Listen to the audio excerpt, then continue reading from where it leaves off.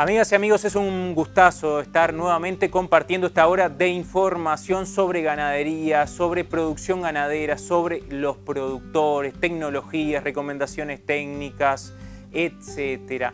Todo lo necesario justamente para estar más cerca de los productores, para brindar nuestro granito de arena como institución de extensión para la producción ganadera de nuestro país y fundamentalmente para la humanidad de esa producción ganadera, para quienes habitan el campo, para quienes producen, para quienes están cerca justamente de este rubro que son los que hacen funcionar la maquinaria. Les comentamos que hoy vamos a tener la palabra de el ingeniero agrónomo José Rivero, técnico del SUL, nos comenta qué recomendaciones está realizando la institución respecto a las recrías ovinas, previendo que se acerca el invierno. Visitamos el establecimiento El Pichuleo de los hermanos Volpe y allí conversamos en Cuchilla de Villas Boas, departamento de Flores, con Boris, quien describe la experiencia de trabajar con un engorde a corral. Estuvimos en Tacuarembó y visitamos al ingeniero agrónomo Andrés Berruti, con quien conversamos sobre la instalación de montes de sombra y abrigo para el ganado con especies de árboles nativos.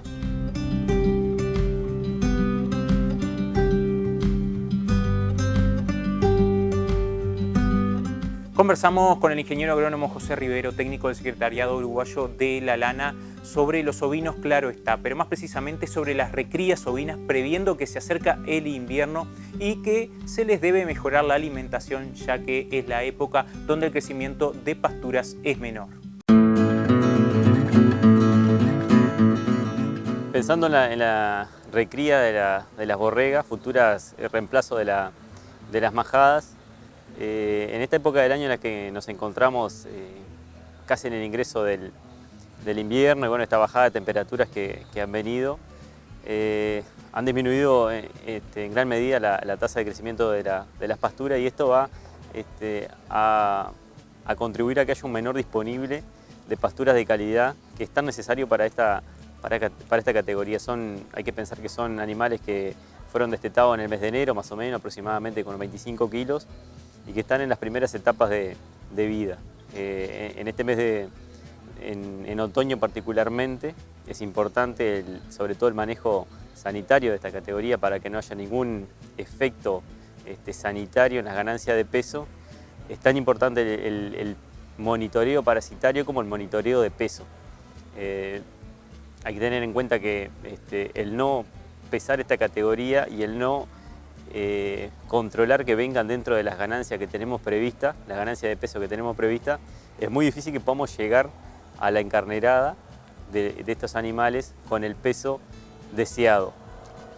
No hay que olvidarse que cada una de las razas que se manejan en el país tienen diferentes pesos de los animales adultos y lo que hay que tener en cuenta es que a la encarnerada esas borregas tienen que llegar con un 80% del peso adulto. Y eso en términos generales estamos hablando que tiene que empezar por encima de 40 kilos. Es como el peso que nos planteamos al segundo otoño de vida. A veces, como es un año y medio el tiempo que transcurre en ese proceso, nos descuidamos, pero si nos descuidamos a categoría, no llega el peso necesario y eso me va a repercutir en lo productivo porque va a ser un animal que va a tener un menor peso adulto y eso me va a influir en el peso, en la producción de lana, sabiendo que en términos generales un animal produce entre el 8 y el 10% de lana de su peso vivo, dependiendo un poco de la raza, y también va a tener efectos en lo reproductivo y en lo que tiene que ver con la producción de carne. Hay biotipos que tienen potenciales melliceros, pero muchas veces si el peso adulto no se alcanza, el peso final adulto no se alcanza por producto de una mala recría, ese animal se ve disminuido en su potencial reproductivo y por lo tanto en la productividad que puede tener de por vida, tanto en producción de carne como en producción de lana. Entonces es por demás importante controlar sobre todo el otoño, que es un mes complicado desde el punto de vista sanitario y de la pastura, el invierno, que normalmente si hablamos de sistemas en base a campo natural, las pasturas naturales tienen baja tasa de crecimiento en el invierno, por lo tanto hay bajo disponible y hay que bajar la carga en el caso de esos sistemas para que esos animales puedan tener mejor desempeño. Y bueno, y en el caso de aquellos sistemas que tienen verdeos o praderas, hay que aprovechar el empuje que hay de estas pasturas en el invierno y primavera para capitalizarla en ganancia de pesos y después llegar tranquilo a ese año y medio, a esa primera encarnerada.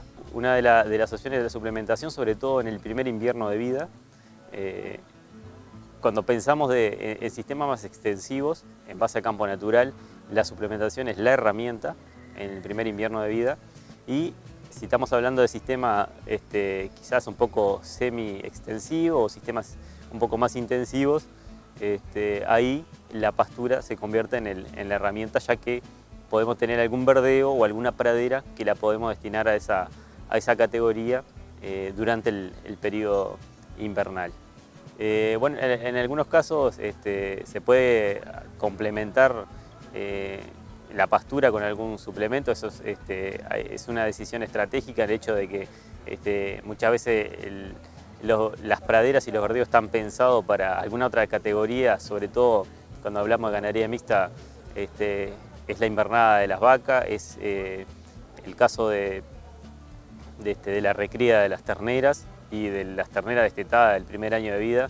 Y bueno, y hoy cuando hacemos el costo-beneficio quizás de la utilización de esa pastura, con los precios, con las relaciones de precio que tenemos hoy en los vacunos, seguramente la decisión sea que esos vacunos utilizan esas pasturas y que el ovino, que tiene una muy buena respuesta frente a la suplementación, y si nosotros hacemos la suplementación en el momento exacto con el suplemento necesario, sobre todo con un buen nivel de proteínas y energía y aporte minerales, voy a tener una respuesta mucho mejor en términos económicos, y eso me va a asegurar un buen crecimiento en este periodo del año y llegar a ese peso final. El verano muchas veces se convierte en una estación desafiante, porque si hay mucho pasto al ovino tampoco le favorece el tener mucha disponibilidad, porque el pasto rápidamente pierde calidad en el verano y eso me repercute en la ganancia de peso, y también me puede traer algún desafío desde el punto de vista sanitario, sea parásitos gastrointestinales o sea afecciones podales, en inviernos en los cuales hay un poco de exceso hídrico, y en verano en los cuales hay déficit hídrico, que son lo que viene ocurriendo estos últimos años.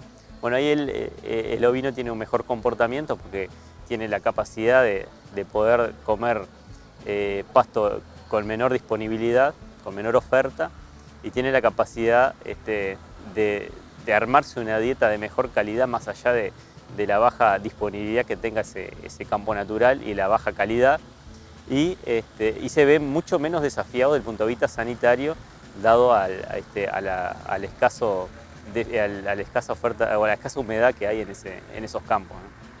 Principalmente lo que tiene que ver con las afecciones podales, es importante atacarlas en el verano y ahí consultar a su veterinario y planificar un plan de manejo de las afecciones podales, y en el caso de pietín, lógico que hay que hacer un tratamiento de erradicación de esta enfermedad, que es la principal afección podal, que afecta directamente a la majada y que además predispone a las miasis. Y en el caso de los parásitos gastrointestinales es importante el monitoreo. El monitoreo mediante HPG es el elemento en el cual el productor se tiene que apoyar y en conjunto con el veterinario tomar la decisión de en qué momento dosificar y con qué dosificar, pero vuelvo a reiterar que es el muestreo de HPG y el monitoreo mediante esta técnica que me va a dar la información necesaria para la toma de decisión.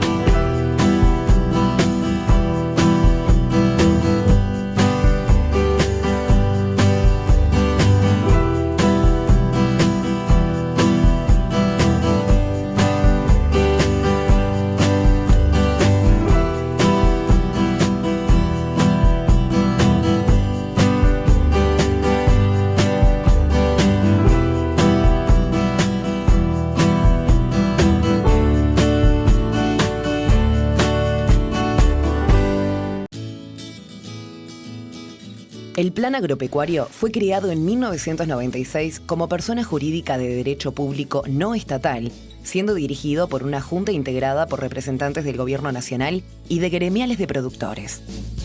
Somos referentes en extensión, capacitación no formal y generación de información. A través de estas acciones contribuimos con el desarrollo sostenible e innovador de la ganadería y sus productores. Partiendo de un enfoque sistémico, abordamos distintos temas vinculados a los ciclos biológicos de animales y pasturas, al manejo de los predios, así como aquellos aspectos sociales y económicos propios de su funcionamiento. Como extensionistas, trabajamos en el territorio organizados en 4 unidades regionales, mientras que en Montevideo se gestionan los programas transversales de la institución. Capacitación. Nuestra propuesta de capacitación se diseña de manera flexible, contribuyendo a la formación de capital humano para el desarrollo sostenible de la producción ganadera, acompañando los cambios e innovaciones que surgen en el sector. Realizamos esta labor mediante cursos presenciales y a distancia por Internet, con el fin que el conocimiento sea accesible para la mayor cantidad de personas posible. Extensión. Entendemos que las actividades de extensión tienen como objetivo la difusión de temas vinculados a los sistemas productivos y las desarrollamos mediante charlas, jornadas, giras y talleres, haciendo énfasis en el aprendizaje de productor a productor mediante el intercambio de experiencias. Al igual que la capacitación, muchas de estas actividades son coorganizadas con distintas instituciones públicas y privadas, teniendo en cuenta las demandas y necesidades de cada zona. Generación de información. A escala predial ejecutamos diferentes proyectos que nos permiten comprender y difundir manejos adecuados a las finalidades de cada productor, obteniendo información y haciéndola disponible mediante publicaciones y otras herramientas que colaboran con la toma de decisiones productivas. La labor que cumplimos se difunde a través de diferentes medios de comunicación tradicional, así como en el sitio web institucional, redes sociales y la revista del Plan Agropecuario que se publica desde 1973. Apostamos al desarrollo sostenible de la producción ganadera y su gente mediante la integración de conocimientos y la construcción de capacidades. Plan Agropecuario. Trabajamos para el campo y su gente.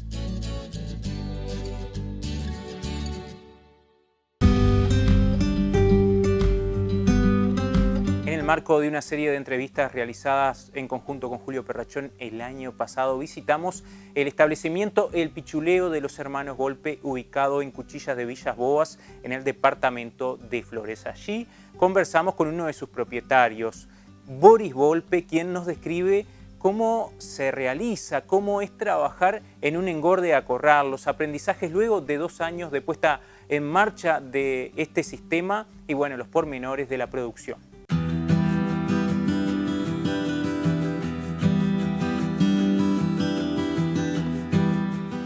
Bueno, nos ubicamos en Juan José Castro, más que nada paraje de Cuchillas Villas Boas, departamento de Flores. Y participo de la empresa familiar de Henry Volpe, que es mi padre, y Nancy Baridón, mi madre.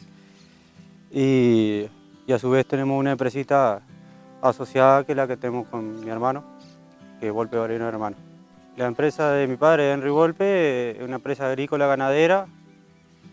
Y trabaja unas 900 y alguna hectáreas y se hacen rotación de cultivo en agricultura y tenemos semillero de festuca, de lotus y tenemos el feedlot como forma coyuntural para cuando no hay escasea la comida o hay que terminar novillos, en vez de suplementar en el campo se encierran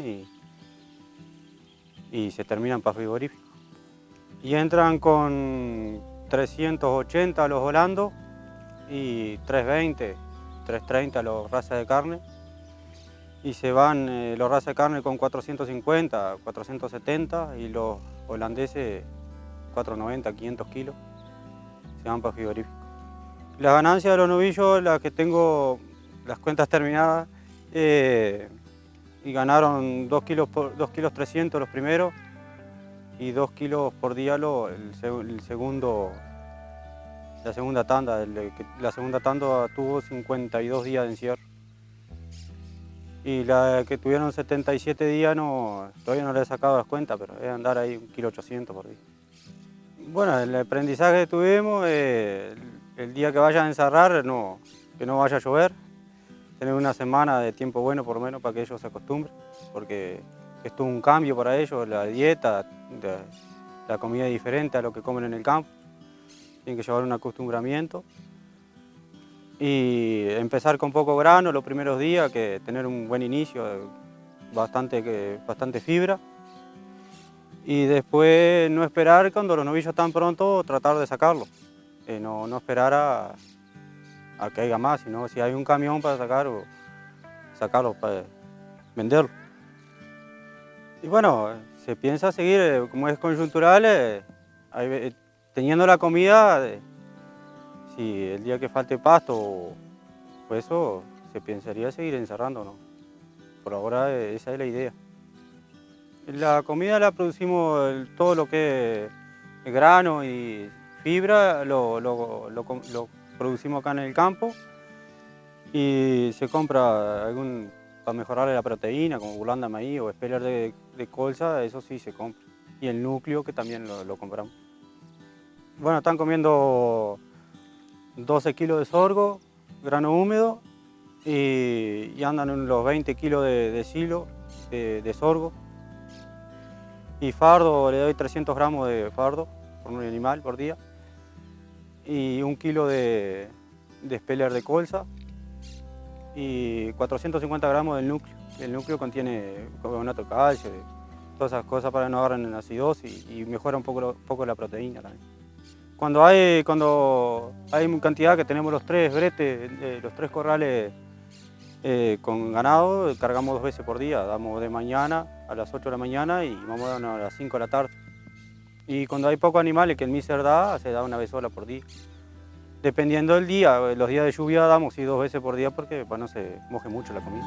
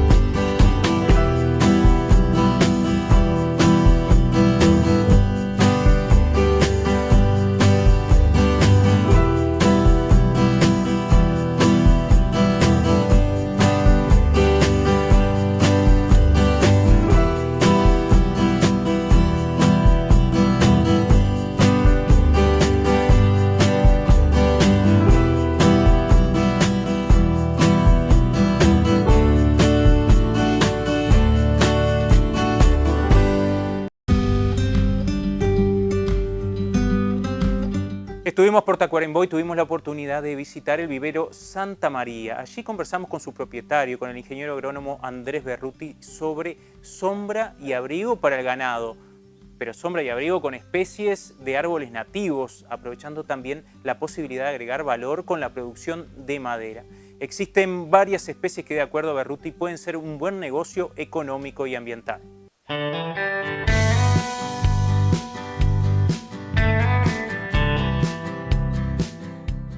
Muchas gracias al Plan Agropecuario que ha venido a visitarnos al vivero Santa María, acá en Tacuarembó. La sombra es uno de los servicios ecosistémicos que dan los árboles y los bosques. Y bueno, nosotros nos dedicamos a hacer árboles para que la gente plante y plantamos también nosotros. Disfrutamos de sus flores, de sus frutos, de su madera. Es un vivero en Tacuarembó que está especializado en especies nativas. Bueno, las especies nativas, obviamente, al ser nativas, están adaptadas a las condiciones de suelo y clima desde hace decenas de años, centenas de años. Entonces, cada uno de nuestros ecosistemas tiene árboles. Entonces, la idea es reproducirlo y adaptarlos y usar el árbol que se precisa para cada para cada condición. No son los mismos los factores abióticos, luz, temperatura, profundidad de suelo y por lo tanto humedad y fertilidad en los diferentes sitios. Entonces, observando nos hemos dado cuenta de que hay muchísimas especies nativas con una potencialidad increíble. Y después sabemos que hay árboles que tienen más de un valor, por decirlo de alguna manera. Hay árboles que pueden ser muy ornamentales, de buena madera y nos pueden proporcionar frutos o medicinas. Entonces, de eso se trata. El género Eucalyptus es algo increíble, es una cosa notable porque de Australia colonizaron el mundo. No hay clima, no hay sitio donde no haya alguna especie de eucaliptus adaptada y de buena madera, de rápido crecimiento, hasta hace muy poco tiempo de condiciones sanitarias extraordinarias. Entonces, lógicamente, los pinos y los eucaliptus se plantan más por más velocidad de crecimiento. Pero si nosotros tenemos en cuenta que hay una cantidad de especies que tienen otro valor su madera, que nos pueden dar frutos y que nos brindan los mismos servicios ecosistémicos de abrigo, sombra, protección de fauna, protección de la denudación de las laderas, de la colmatación de los ríos y arroyos. Teniendo en cuenta todo ese pool de condiciones, hay muchas otras especies que perfectamente pueden suplir al eucaliptus y dar los mismos servicios ecosistémicos y las mismas posibilidades de renta. Bueno, hay varias especies de rápido crecimiento y de gran adaptabilidad ecológica. Yo siempre digo que produzco más una decena de especies, entre las que te puedo nombrar el angico, que es una especie subtropical, pero que llega hasta el norte de nuestro país, hay en montes ribereños, en el Cuareim, en las quebradas del norte, Parapiptadenia rígida, que es una especie de muy buena madera, de rápido crecimiento, fija gran cantidad de nitrógeno al suelo, es mejoradora de suelo, tiene una madera muy buena para poste, piques, leña, y bueno, el angico, donde está en el monte, los otros árboles están crecen más. Y después tenemos otras de relativamente rápido crecimiento y madera extraordinaria, como el lapacho, el caobetí, el viraró, el guayubira. El profesor Atilio Lombardo decía que el guayubira era la mejor madera de nuestros montes, y yo no tengo la más mínima duda. Y esas especies subtropicales han demostrado un comportamiento bastante superior a lo normal en estos últimos años, en los que el cambio climático lo sentimos en la piel, ¿no? Entonces se está tropicalizando nuestras condiciones climáticas y esos árboles se adaptan muy bien, son heliófilos, no precisan una media sombra en sus primeros años, que eso es una cosa a tener en cuenta también en el momento de la elección de especies. Y bueno, y así tenemos algunos otros árboles como el viraró, que tienen buenas condiciones por su rapidez de crecimiento y la calidad de su madera. Después tenemos, por ejemplo, una cantidad de especies que se adaptan muy bien al basalto superficial. Y eso, siempre digo lo mismo, hay que ir por la ruta 26 o por la ruta 31 y ver qué arbolitos hay en lo que yo llamo el Parque Nacional de la Banquina, que tendríamos que dejarlo tal cual, no debería cortarse porque es un lugar extraordinario, es un parche de biodiversidad para muchas especies buscarlas, ¿no? Y bueno, y entonces ahí pues tenemos la nacahuita, el guayabo colorado, la aruera, el guayabo del país, que es el rey de nuestros frutales nativos. Después tenemos todos los otros frutales nativos, un poco más lentos de crecimiento y no árboles tan grandes, pero que nos dan el plus de sus frutos. Perfectamente se puede hacer pequeños bosques en los cuales poner araza rojo, araza amarillo, pitanga, guayabo del país, ubajay, yo qué sé. Tenemos muchos frutales nativos con una potencialidad bastante grande. Bueno, mucha gente me dice eso. No, ¿cómo vas a plantar eso si no tiene mercado? No tiene mercado porque no hay oferta. Porque no hay oferta. Si vos en este mundo que vivimos, que cada vez se diversifican más los productos, si vos tuvieras un monte de angico, si hicieras tablas de angico, estoy seguro que hay mercado. Lo que pasa es que no hay oferta. Y ni digamos si alguna institución como INEA o los servicios agronómicos del ministerio o hasta un privado domestica variedades para hacerlas más frutales, de más rápido crecimiento, de más sanidad, se sacaría un producto muy bueno, y los productos buenos siempre tienen mercado.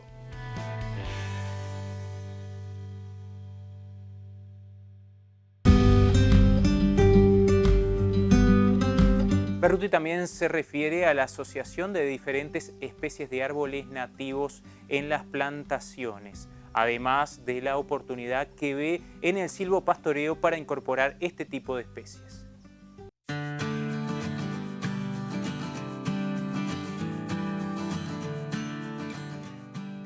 Eso es un gran debe que tenemos, el no hacer montes consociados.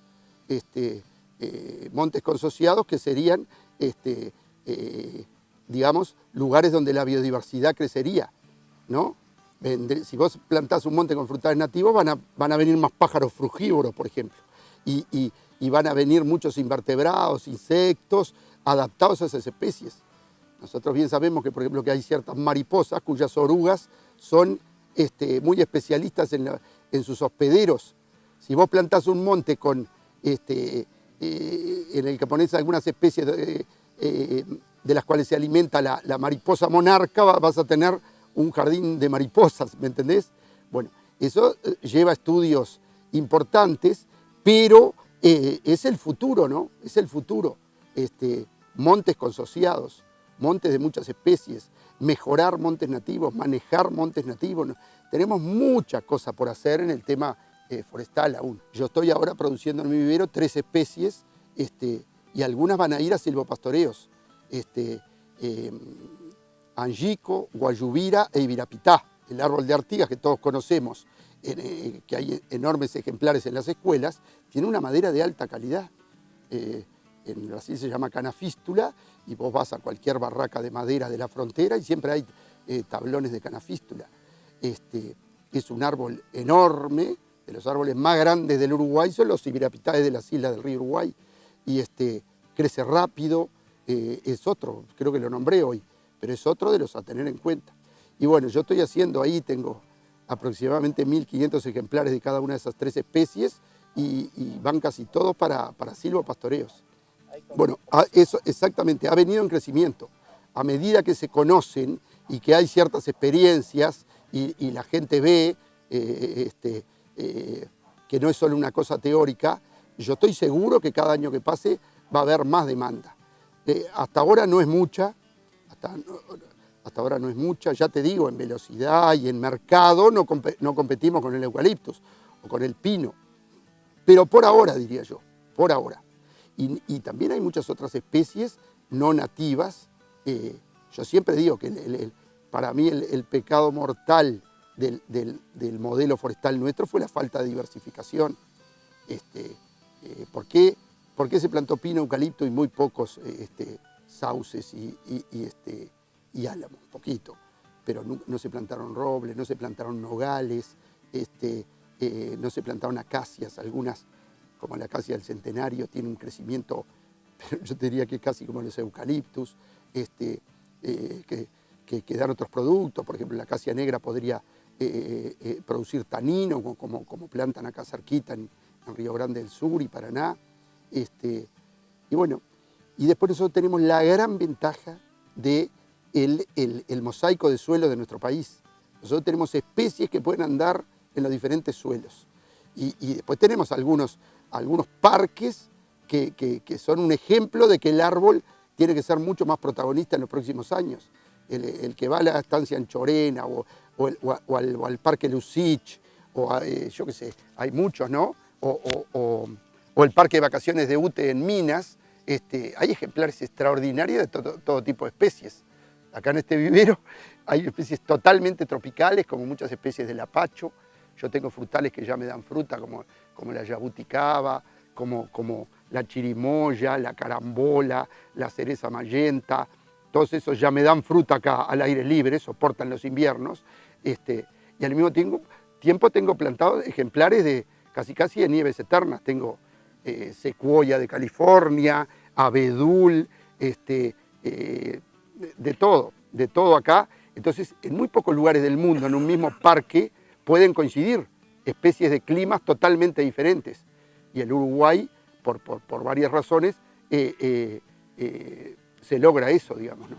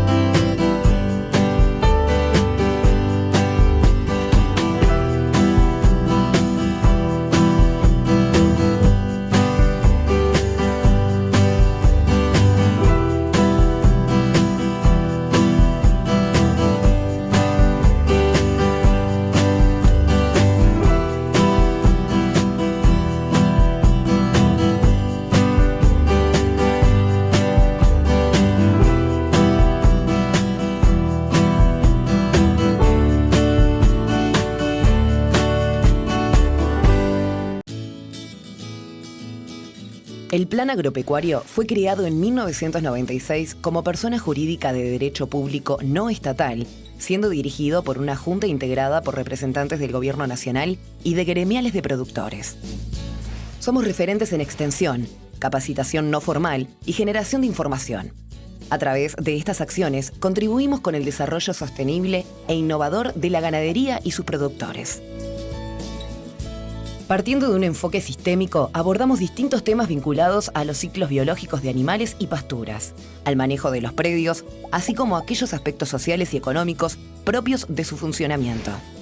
Como extensionistas, trabajamos en el territorio organizados en 4 unidades regionales, mientras que en Montevideo se gestionan los programas transversales de la institución.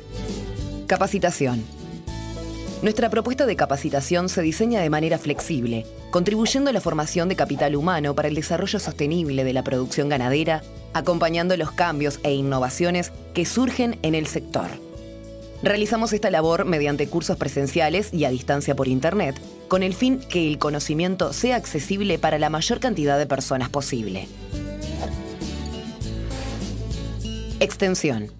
Entendemos que las actividades de extensión tienen como objetivo la difusión de temas vinculados a los sistemas productivos y las desarrollamos mediante charlas, jornadas, giras y talleres, haciendo énfasis en el aprendizaje de productor a productor mediante el intercambio de experiencias.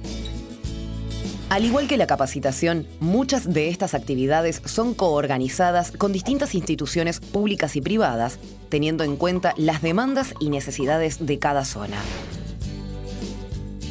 Generación de información. A escala predial ejecutamos diferentes proyectos que nos permiten comprender y difundir manejos adecuados a las finalidades de cada productor, obteniendo información y haciéndola disponible mediante publicaciones y otras herramientas que colaboran con la toma de decisiones productivas. La labor que cumplimos se difunde a través de diferentes medios de comunicación tradicional, así como en el sitio web institucional, redes sociales y la revista del Plan Agropecuario que se publica desde 1973. Apostamos al desarrollo sostenible de la producción ganadera y su gente mediante la integración de conocimientos y la construcción de capacidades. Plan Agropecuario. Trabajamos para el campo y su gente.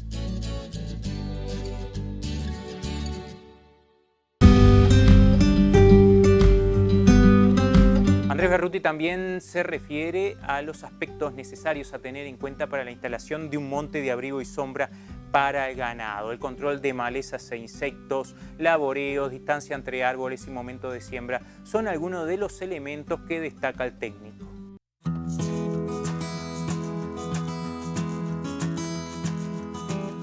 Las cosas prioritarias para plantar un monte de abrigo y sombra es elegir el lugar, hacer un buen laboreo, controlar plagas naturales, hormiga y liebre, prever eso, después plantar en época y elegir la especie adecuada y que el plantín sea de calidad, sano, con un buen sistema radicular, ya sea en bandejas o en bolsas, y bueno, hay que hacer un control previo de hormiga. El laboreo vertical yo diría que es casi imprescindible, aunque sea en campo arenoso, un laboreo en profundidad, ya sea con un cincel o un rotobador, tratando de dejar el pan de tierra lo más entero posible. Después hay que hacer un control de malezas el primer año, que si el monte es chico, yo diría que con un poco más de trabajo, glifosato no, solo con algún mulch, poniéndole mulch. El mulch es extraordinario porque el mulch es una pequeña frazadita contra la helada, conserva más la humedad.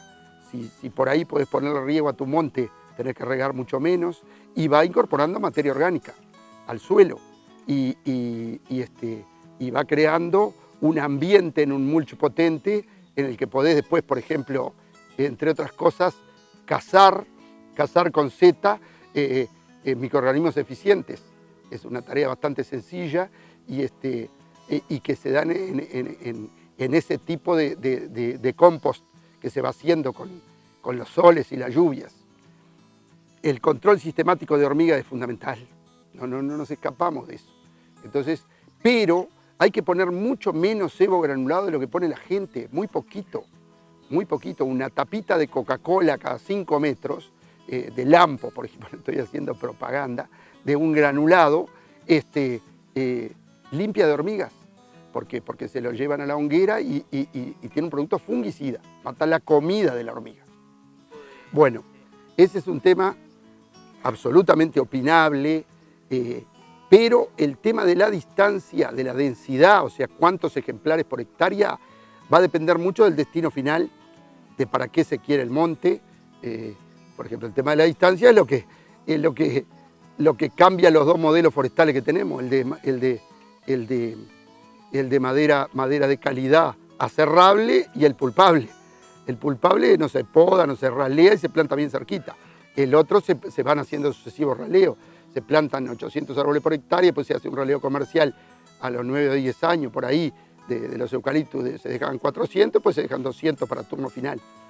Y en todos estos árboles va a depender muchísimo del objetivo final. No es lo mismo un monte para abrigo y sombra que un monte para madera, que un monte para fruta. Suponete, si vos plantás un monte de nogales pecan, tenés que poner tantos ejemplares femeninos y tantos ejemplares masculinos, ¿no? Para que haya polinización. Bueno, y sobre todo del porte. No es lo mismo plantar una anacahuita que un ibirapitá o un timbó, que es un árbol gigante dentro de los árboles nativos. Pero como regla general, yo soy muy partidario de la baja densidad. Plantar poco y cuidar mucho, y no plantar mucho y cuidar poco. Si todos los ganaderos que me escuchan acá cuidaran sus arbolitos como cuidan sus terneritos o sus corderitos, seríamos un país impresionante de árboles. Pero mucha gente planta y no cuida nunca más, no cuida de maleza, no cuida de liebre, no cuida de hormiga, no cuida de una posible plaga.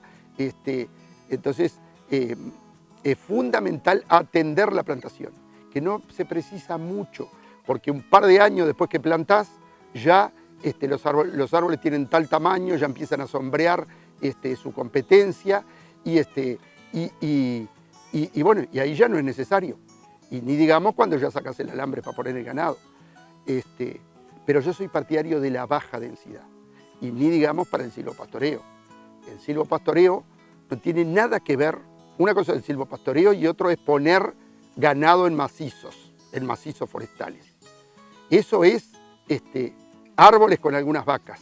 Y el silvopastoreo es ganadería con árboles. La instalación de cualquier monte, de cualquier bosque, va a depender absolutamente de las condiciones bioclimáticas de ese momento.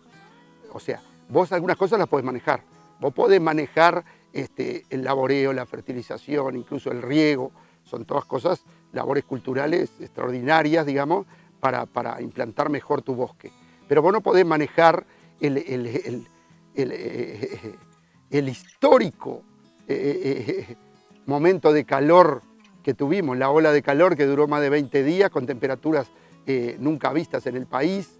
Entonces hay ciertas cosas, o heladas extraordinarias, o secas en algún momento importantes.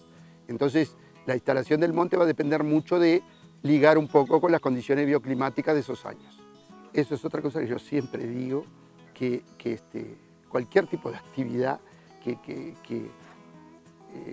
llevemos adelante, bien sabemos que tiene que ser ecológicamente, económicamente y socialmente sustentable, ¿no? Y si vos plantás algo, se puede plantar un parque para disfrute nomás, ¿no? Pero el árbol en la ganadería tiene que tener un fin económico también, un fin de servicios ecosistémicos que lo vas teniendo durante todo el tiempo, pero hay que pensar en madera y en madera de calidad. Y los montes, si la gente supiera la plata que dan, una vez que los explotás, los cuidaría mucho más, los cuidaría mucho más. Lo que decía hoy, ¿no? Ahora todos cuidan sus terneros, valen oro, ¿no? Todos cuidan sus corderos, y más si no están en un confinamiento ovino, como el de mi amigo Viterbo Gamarra, gran hincha del silvopastoreo. Le mando un saludo. Bueno, entonces, cualquier eucaliptus colorado grande es fuente de renta, es fuente de mano de obra. ¿Cuántas personas hay en este momento en el país haciendo postes, piques y leña en eucaliptus viejos, raleando montes o haciendo talarraza? Y implica una dinámica y un conocimiento. Acá, por ejemplo, hay decenas de montes que ya están muy avejentados. Vos si plantás una lechuga, cuando estás pronta te la comés. Y acá hay montes de 80 años que deberían haber sido explotados a los 30, ¿entendés? Porque aparte, a partir de los 30 se van muriendo. Más ahora, sobre todo los eucaliptos colorados, que tienen una cantidad de problemas sanitarios y tienen el problema de la adaptación al cambio climático. Si nosotros nos tenemos que adaptar, los seres humanos, imagínate los que viven a la intemperie, como dice Landricina. Hay dos tipos hay dos épocas en el año que son las plantaciones forestales. Otoño, marzo, abril y agosto, septiembre y primavera. En marzo, abril se plantan las especies resistentes al frío. No te olvides que ahí ya empiezan a achicarse los días, empieza a bajar la temperatura. Bueno, eso implica muchísimo. Entonces, las especies que son resistentes al frío, otoño, porque se van adaptando al lugar, digamos, ¿no? Los que plantan dicen que en un momento la plantita adquiere el sitio. Adquiere el sitio es cuando ya salió de su pocito, digamos, y ya el sistema radicular se extendió a lo que va a ser su comida durante años y años. Y en primavera se plantan todas las que la helada castiga, porque en agosto, septiembre normalmente el perfil del suelo tiene humedad, y ya van creciendo los días, ya va creciendo la temperatura y sobre todo el arbolito ya vernalizó, ya agarró frío, digamos, ¿no? Que es una cosa bastante importante en muchas especies.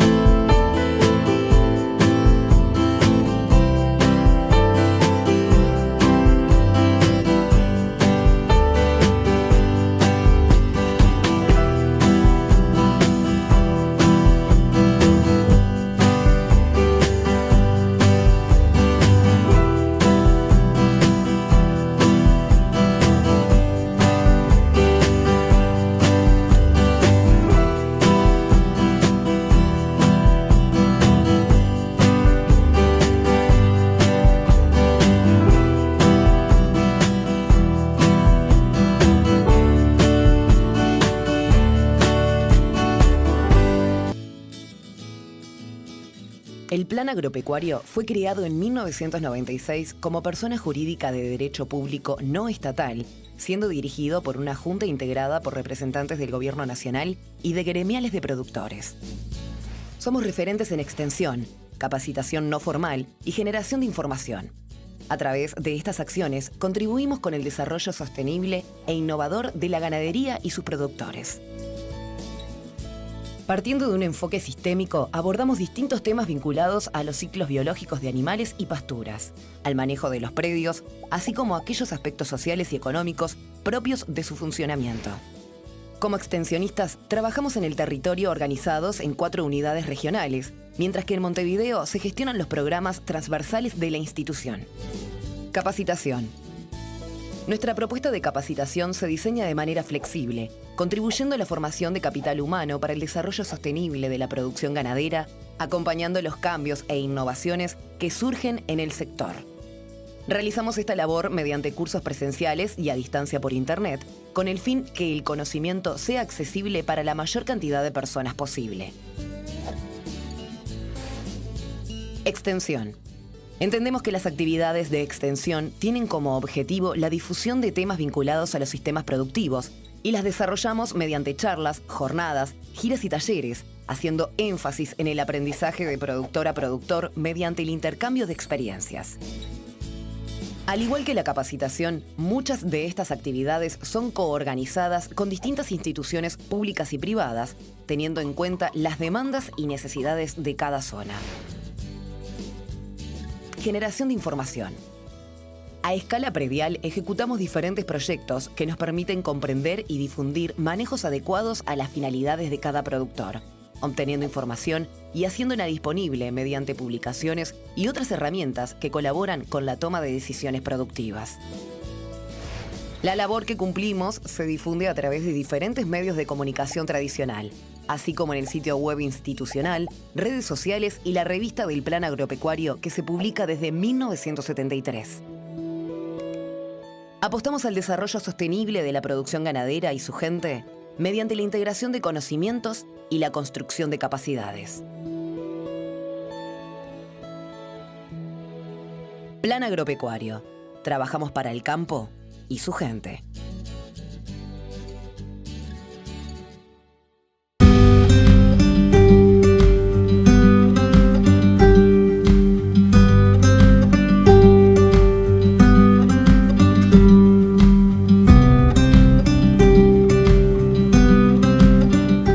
Amigas y amigos, ha sido un verdadero gusto, un verdadero placer haber compartido otra emisión de Plan Agropecuario TV. Saludamos a quienes nos ven a través de la pantalla de Campo Rural TV, este canal que realmente está llegando a todo el país, y lo sabemos porque, como les decíamos, recibimos salutaciones, referencias sobre algunas temáticas a tener en cuenta y, bueno, comentarios sobre que justamente vieron a uno u a otro técnico, que vieron a uno u otro productor en la pantalla de Plan Agropecuario TV. Para nosotros es un gustazo hacer este programa, por lo cual los invitamos en los próximos días a compartir esta emisión nuevamente a través de DirecTV para todo el país.